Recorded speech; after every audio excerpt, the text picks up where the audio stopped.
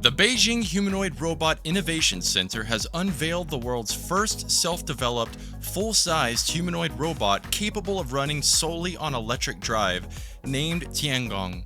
This general-purpose robot is capable of running at a stable speed of 6 kilometers per hour, while also being able to tackle slopes and stairs in blind conditions. It's agile and adaptable, and its head, arms, and legs can maneuver in multiple directions thanks to its fully electric actuators. Tiangong's high-precision 6-axis force sensors deliver precise force feedback, and the robot integrates a range of visual perception sensors, 3D vision sensors, and a high-precision inertial measurements unit addressing fundamental motion control challenges. Its natural running motion is achieved through state memory-based predictive reinforcement imitation learning, which is an advanced motion learning technique utilized by humanoid robots. According to developers, Tiangong has demonstrated human-like running skills and offers open-source compatibility for future development, enabling broader commercial applications. The humanoid stands at 1.63 meters or 5.4 feet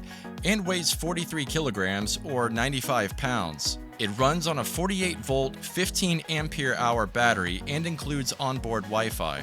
As for processing brains, the developers boast that it's capable of 550 trillion operations per second. The Chinese government intends to promote widespread access to a humanoid robot platform through Tiangong, primarily offering it as an open-source solution.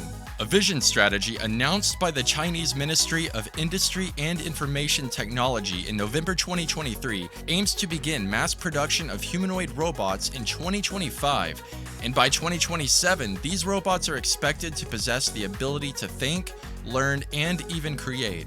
As part of this strategy, the Economic and Technological Development Area, Beijing's Center for Robotics Industry, has drawn together 110 robotics ecosystem businesses. They aim to establish an entire industrial chain system that includes apps, whole machines, and key components.